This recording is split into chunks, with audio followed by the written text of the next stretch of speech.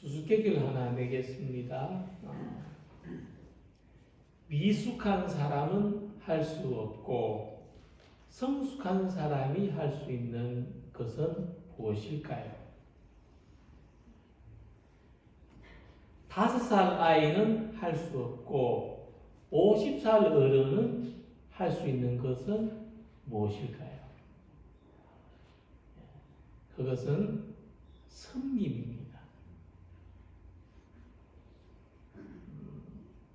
1977년에 서번트 리더십, 섬김의 리더십이라는 말이 미국에서 처음 등장했을 때 사람들은 이 용어를 이상하게 생각했습니다. 그때만 해도 이 서번트는 뭐냐면 이 서비스, 섬긴다는 말 아닙니까? 이런 말하고 리더십, 이끌어간다 하는 이 말은 전혀 어울리지 않는 말처럼 보였기 때문입니다. 1977년입니다. 근데 그 당시에 미국이 그랬다면 우리나라는 어땠을까? 한번 생각해 보시기 바랍니다. 그때 우리나라는 섬기고 봉사하는 리더십을 가졌겠습니까? 지시하고 명령하는 리더십을 가졌겠습니까? 그런데 이제는 어떤 직장이나 단체에서도 섬김의 리더십이 상식이 됐습니다. 리더자, 인도하는 사람은 섬기고 봉사하는 사람이다 하는 것이 상식입니다. 이 시대에는 다른 사람을 섬길 수 있는 능력이고 다른 사람을 이끌어갈 수 있는 능력이다 하는 말입니다. 예전에 교회에서 신앙생활을 하신 지 한 20년 넘은 분인데 여전히 소극적이고 수동적으로 신앙생활을 하는 분이 있었습니다. 이분은 주일 예배도 자주 결석을 했을 뿐만 아니라 자기 집에서 구역 모임을 가진다거나 또 교회에서 하는 전도 모임이나 기도 모임이나 선교 행사 이런데 수요 예배는 물론이고 새벽 기도는 더더욱이고 참석하는 것을 굉장히 부담스러워했습니다. 그 구역의 구역장 늘 기도 제목이 이분의 믿음이 성장하는 거예요. 근데 구역장한테는 또 다른 소원이 있었어요. 이분이 믿음이 성장해서 자기를 좀 도와주는 거. 그것이 기도 제목이었어요. 근데 진짜 어느 날 그때부터 이분이 믿음의 열심을 내기 시작했습니다. 자주 보이는 거예요. 주일 예배도 구역 예배도 열심히 참석하고 처음엔 좀 굉장히 어색하게 보였는데 전도 모임, 기도 모임에도 한두 번 나오고 발개치가 아니라 꾸준히 참석했습니다. 그리고 몇 년 후에는 그 구역의 부구역장으로 섬기게 됐고 제가 그 교회를 떠나올 때는 구역장으로 성장해 있었습니다. 우리 그리스도인들에게 믿음이 자란다는 건 생각이 자라는 것과는 다릅니다. 섬기는 사람이 된다는 겁니다.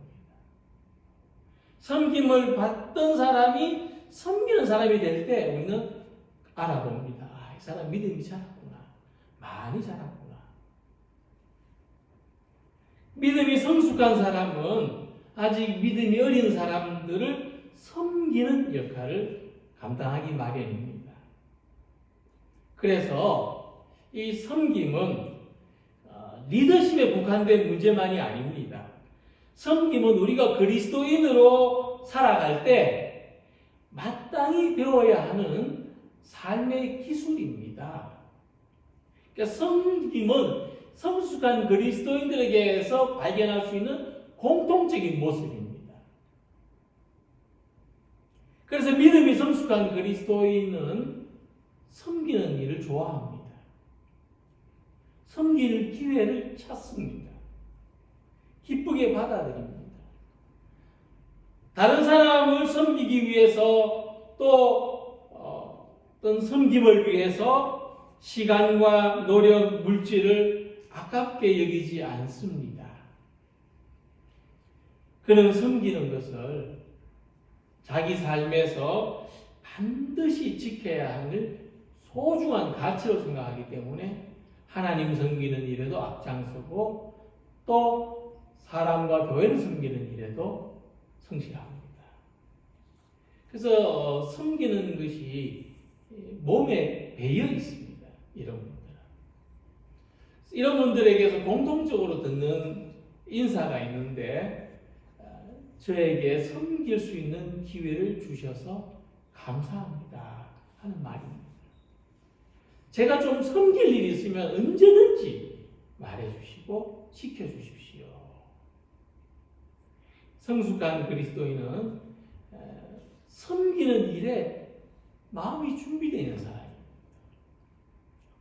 근데 이 섬기는 것은 내가 하고 싶은 일을 하는 것이 아니죠. 그래서 섬기는 일을 할 때는 기술이 필요한 것입니다. 잘 섬길 수 있는 기술. 그것이 곧 종의 시선을 가지는 것입니다. 오늘 본문의 말씀입니다. 본문의 말씀을 통해서 섬김을 배우는 또 훈련하는 시간이 되기를 소망합니다. 오늘 함께 읽은 이 시편 말씀은 섬김의 자세에 대해서 말씀하고 있는데 맨 먼저 이런 말씀으로 시작합니다. 하늘에 계시는 주여 내가 눈을 들어 주께 향하나이다. 그래서 맨 먼저 등장하는 우리 신체 기관이 눈입니다. 우리의 눈은 사물을 바라보고 파악하는 기능을 합니다. 눈은 색깔을 구분합니다. 빨강색인지 파란색인지 구분합니다. 그리고 눈은 거리감을 알아봅니다. 높이와 깊이를 또 길이와 넓이를 파악하고 그 대상이 멀리 있는지 가까이 있는지 알아봅니다. 그것을 시선이라고 합니다. 우리가 어떤 대상을 바라보는데 그래서 눈보다도 시선이 더 중요합니다. 우리가 바라보는 시선에는 감정도 함께 실리기 때문입니다. 따뜻한 시선과 차가운 시선의 차이를 가질 수 있고 올려다보는 것과 내려다보는 것의 차이를 가질 수 있고 동등하게 바라보는 것과 차별해서 바라보는 것의 차이를 가집니다.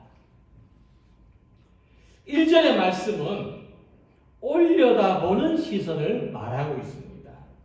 눈을 들어 주님을 올려다보는 것입니다. 성님은 맨 먼저 하나님을 바라보는 것으로 시작합니다. 주인은 종을 내려다보지만 종은 주인을 올려다봅니다. 이런 자세가 아니라면 이 종은 주인에게 주의를 기울이기 어렵습니다. 섬김은 이렇게 종의 자세로 하나님을 올려다보는 것입니다. 우리는 맨 먼저 하나님을 섬기는 사람들입니다. 하나님을 섬기는 사람은 하나님을 올려다보는 자세를 가집니다. 여기서 중요한 것은 우리가 하나님을 섬긴다고 할 때 그것은 우리가 하나님을 위해서 무엇을 해드리는 것 이전에 하나님을 우러러보고 하나님이 기뻐하시는 것을 파악하고 그것을 실천에 옮기는 자세를 가진다는 것입니다. 섬김이 사람을 향할 때도 마찬가지입니다. 다른 사람을 나보다 못하게 여기고 내려다보는 마음으로는 섬김의 일을 바르게 감당할 수 없습니다. 나보다 남을 낮게 여기는 마음, 올려다보는 마음으로 하는 것이 섬김입니다. 그래서 예수님은 전혀 낮은 위치에 계신 분이 아니지만 종의 형체, 종의 신분을 가지셨다고 말씀합니다. 예수님은 섬김을 받기 위해서가 아니라 섬기기 위해서 오셨습니다. 특별히 본문에서 하나님은 하늘에 계신 주님으로 표현됐습니다. 이 하늘은 공간에 대한 의미가 아니라 하나님은 우리의 생각과 이해를 초월해 계신 분이라는 말씀입니다. 그래서 하나님을 올려다보는 사람에게는 한 가지 확신이 있는데, 하나님 우리를 초월해 계시다. 우리를 향한 하나님의 뜻은 선하시고 하나님은 우리를 통해서 그분의 뜻을 이루신다는 것입니다. 그래서 하나님을 바라보는 것은 하나님께서 우리를 긍휼히 여겨주시기를 소망하는 겁니다. 우리 하나님을 바라볼 때마다 그런 소망을 가집니다. 우리를 긍휼히 여겨주시기를. 우리가 하나님을 섬기는 데는 바로 이와 같은 기대가 있습니다. 하나님의 긍휼히 여기심을 바라보는 것입니다. 그래서 눈을 들어 하나님을 바라보는 사람은 하나님이 원하시고 기뻐하시는 일을 할 수 있고, 또 하나님의 긍휼히 여기심을 바라볼 수가 있습니다. 성경에 보면은 하나님께서 긍휼히 여겨주시기를 바라는 사람들이 가진 공통적인 표현이 있는데, 자기를 하나님의 종이라고 고백하는 겁니다. 사무엘의 어머니 한나가 그랬죠. 또 누가복음 1장 38절에 마리아가 이르되 주의 여종이여니 말씀대로 내게 이루어지이다 말했습니다. 자기를 하나님의 종으로 고백한 사람들은요, 다윗과 같은 왕이나 엘리야와 같은 어떤 능력의 선지자들만이 아니었습니다. 오히려 더 인상적인 것은 마리아 같이 신분이 낮은 사람, 특별한 사역이 정해지지 않은 사람도 자기를 하나님의 종으로 고백했습니다. 하지만 하나님 앞에서 자기를 그렇게 낮출 줄 알았던 마리아는 여인들 중에서 가장 복된 사람이 됐다는 것을 생각하시기 바랍니다. 마리아가 자기를 하나님의 종이라고 고백하고 하나님이 긍휼히 여겨주시기를 기다린 것처럼 우리는 오늘도 주인을 올려다보는 종의 자세로 하나님의 긍휼을 바라봅니다. 우리는 하나님의 긍휼히 여기심을 바라보면서 하나님을 섬깁니다. 이 섬김의 자세로 날마다 하나님의 은혜를 구하는 성도들이 되시기를 소망합니다. 두 번째로, 종은 주인이 분부하는 대로 따를 준비가 되어 있는 사람입니다. 그래서 종의 자세 중에서 제일 바람직하지 못한 자세는 오늘은 놀고 오늘은 쉬고 내일 해야지 하는 자세입니다. 복음서에 보면 예수님이 여러 번 비유로 말씀하셨는데, 그 중에서도 이 나쁜 종, 악한 종의 모델이 그렇습니다. 오늘은 쉬고 오늘은 놀고 내일 할 거야. 그래서 마태복음 25장에 악하고 게으른 종아 그렇게 말했습니다. 주님, 오늘은 안 돼요. 오늘은 하루만 놀게요. 내일 잘하겠습니다. 내년에 하겠습니다. 지금 그때 되면 다 알아서 합니다. 그것은 지금 섬겨야 할 일을 미루고 싶어 하는 것입니다. 미루고 싶은 거예요. 그러나 본문 2절에 이렇게 말씀합니다. 우리의 눈이 여호와 우리 하나님을 바라보며 우리에게 은혜 베풀어 주시기를 기다리나이다. 무슨 말씀이냐 하면, 하나님의 은혜를 기다리는 사람이 섬김의 일을 미룰 수 없다는 겁니다. 소망하는 사람이 하나님 내일부터 할게요. 내일 주세요. 그러면 좋겠습니다. 그런 사람이 어디 있냐는 거죠. 그래서 우리가 하나님이 맡겨주시는 의미로부터 벗어나고 싶은 욕구가 있는데, 그렇지만은 하나님이 없는 것은 진정한 자유가 아니라 우리가 추구하는 또 다른 허상이라는 것을 경험하게 되는 것입니다. 섬김 있는 곳에 은혜가 있습니다. 그래서 우리는 무엇보다도 은혜의 절박함이 있습니다. 은혜가 절박합니다. 근데 하나님의 은혜를 받는 길은 우리와 멀리 떨어진 곳에 있지 않다는 것입니다. 하루는 예수님의 제자 야고보와 요한이 예수님을 찾아왔습니다. 이렇게 말했습니다. 선생님, 우리들에게 은혜를 베풀어 주십시오. 또 다른 복음서 보면은 자기 어머니가 와서, 어머니가 아들 둘 데리고 와서 예수님한테 그렇게 부탁했다는 그런 내용도 있습니다. 어쨌든 그 정도로 은혜가 절박했습니다. 그래서 예수님께서 무엇을 원하느냐 물으셨습니다. 그러니까 그들은 평소에 마음에 꿈꿨던 것, 평소에 소망했던 은혜를 말씀드렸습니다. 주의 영광 중에서 우리를 하나는 주의 우편에, 하나는 주의 좌편에 앉게 해 주옵소서. 주님, 제가 너무나 주님 가까이서 살고 싶습니다. 주님과 함께 모든 것을 하고 싶습니다. 주님이 나와 함께 하시는 것을 늘 느끼며 경험하며 살고 싶습니다. 그래서 예수님은 내가 마시는 잔을 너희가 마실 수 있으며 내가 받는 세례를 너희가 받을 수 있느냐 물으셨습니다. 무슨 뜻인지 정확하게는 몰랐지만 나하고 같이 죽고 나하고 같이 살 수 있겠느냐 이런 뜻이 느껴졌을 것입니다. 놀랍게도 이들은 기꺼이 그렇게 할 수 있다고 말씀드렸습니다. 그렇게 하겠습니다. 그래서 예수님께서 이와 같이 대답하셨습니다.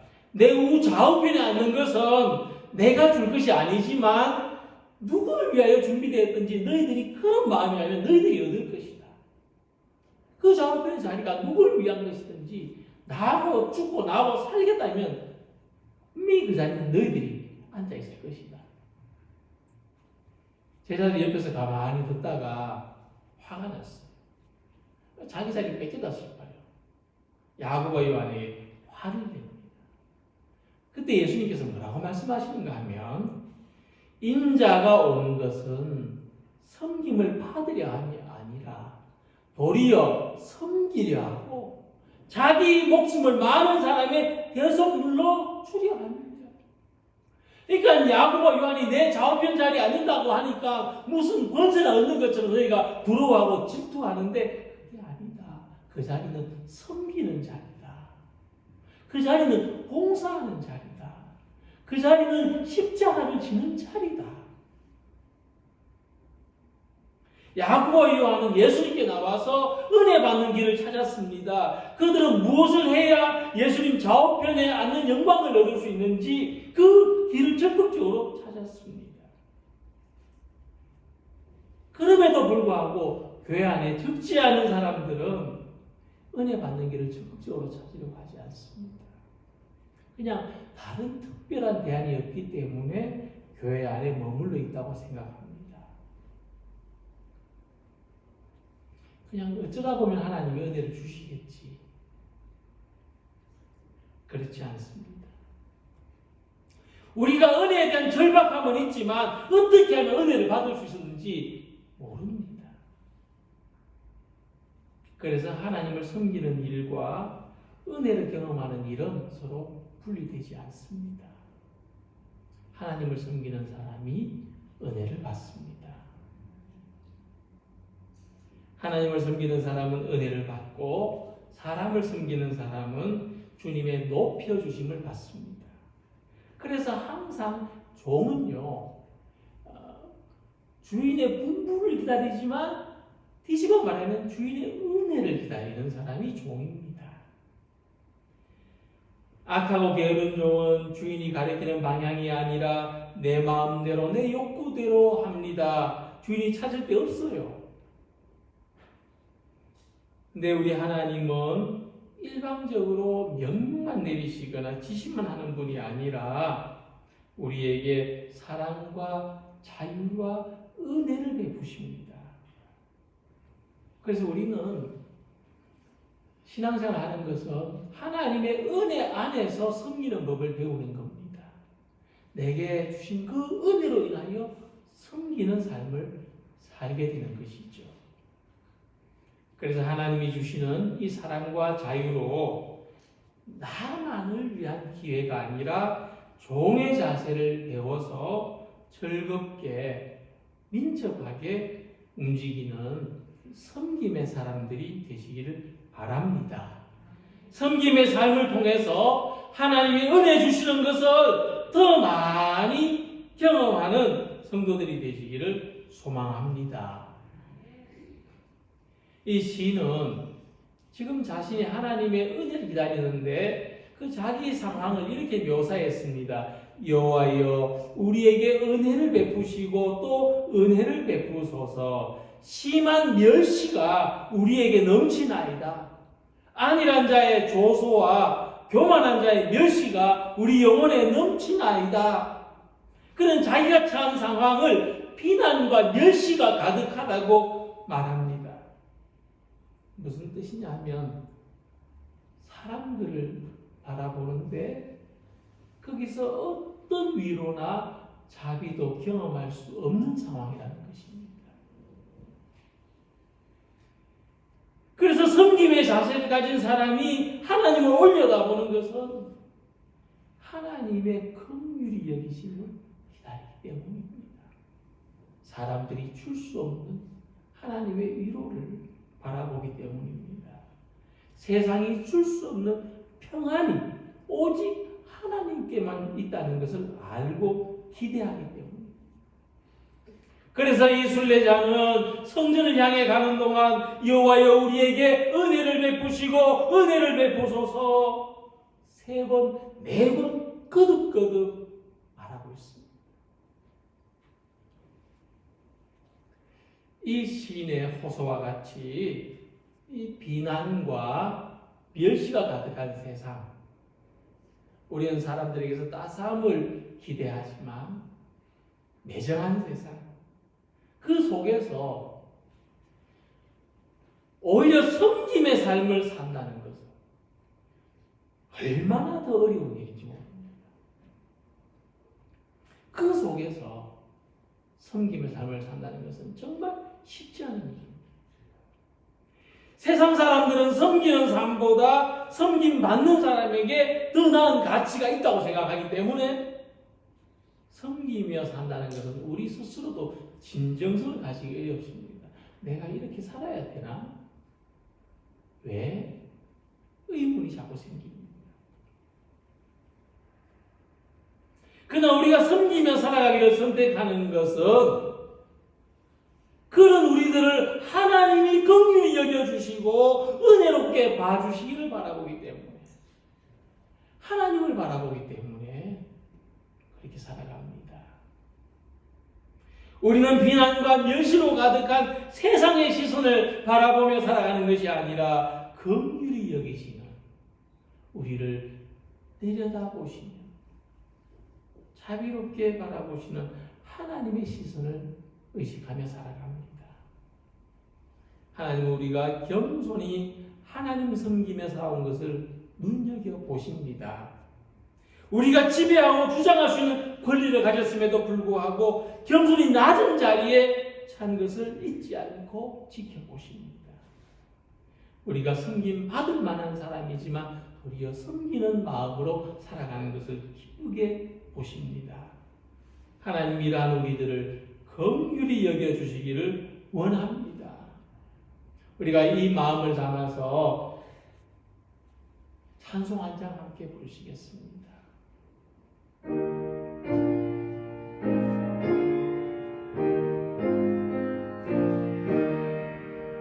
겸손히 주를 섬길 때 괴로운 일이 많으나 구주여 내게 힘주사 잘 감당하게 하소서. 인자한 말을 가지고 사람을 감화시키며 갈 길을 잃은 무리를 잘 인도하게 하소서. 구주의 귀한 인내를 깨달아 알게 하시고 굳건한 믿음 주셔서 늘 승리하게 하소서. 장래의 영광 비추사 소망이 되게 하시며 구주와 함께 살면서 참 평강 얻게 하소서. 아멘. 할렐루야. 본문에 다른 사람을 섬기는 것에 대한 언급은 없습니다. 본문의 초점은 우리가 하나님의 은혜를 바라보고 하나님의 종이 된다는 것입니다. 근데 우리가 하나님을 주인으로 모시며 살아가는 자세를 가진다면 사람을 섬기는 일도 자연스럽게 이루어진다는 것이 여기에 깔려 있습니다. 그래서 사도 바울은 갈라디아 교회 성도들에게 이렇게 권면했습니다.